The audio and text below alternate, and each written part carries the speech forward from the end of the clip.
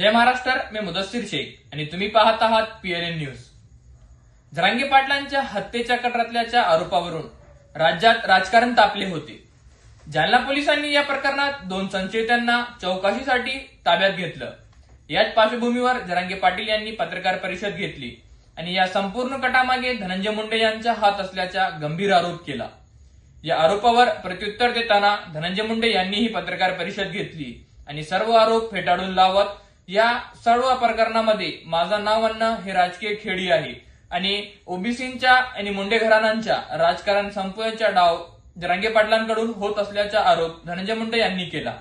या प्रकरणाची सीबीआय चौकशी झाली पाहिजे असा स्पष्ट मत धनंजय मुंडे यांनी पत्रकार परिषदेत व्यक्त केला। या सर्व घडामोडींवर जरांगे पाटील समर्थक आणि राष्ट्रवादी शरद पवार गटाचे बीड जिल्हा सरचिटणीस देवराव लुगडे महाराज यांनी प्रतिक्रिया दिली आहे। पहा देवराव लुगडे महाराज यांचं काय म्हणणं आहे। आपण काल बघितलं असेल संघर्ष होता। माननीय जरांगे पाटील यांनी पत्रकार परिषद घेतली आणि माझा कट हे परळीतूनच रचला गेलाय आणि या ठिकाणी आमदार धनंजय मुंडेचं नाव त्यांनी घेतलं।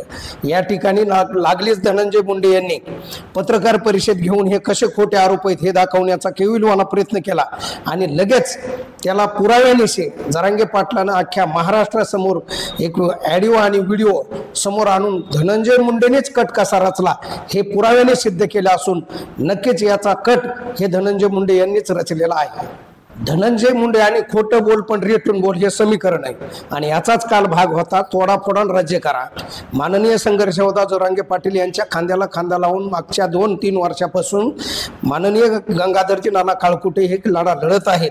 कुठंतरी तोडाफोडा राज्य करा आणि नानाला बदनाम करण्याच्या हेतून अशा पद्धतीचं काही षडयंत्र त्या ठिकाणी रचले गेलं।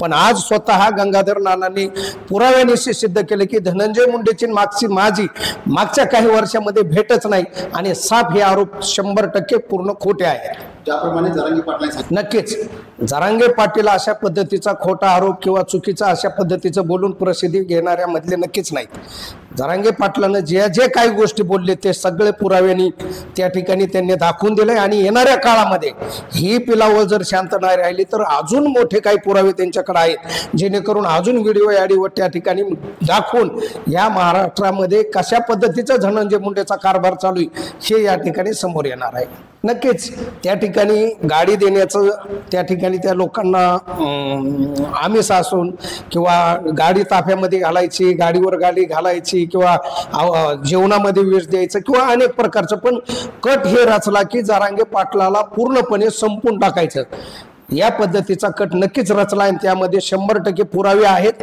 तथ्य आहे। नक्कीच भेट म्हणजे कट असं होऊ शकत नाही पण कट रचणारे जे काही लोक आहेत त्यांची तुमची भेट कशी काय होती हे तर सिद्धच आहे ना। याचा अर्थ काल धनंजय मुंडेने जे बोलता बोलता त्यांनी पुष्टी दिली की काही लोकांची भेट झाली आणि कट नक्कीच रचलेला आहे त्यामध्ये सिद्ध होत आहे।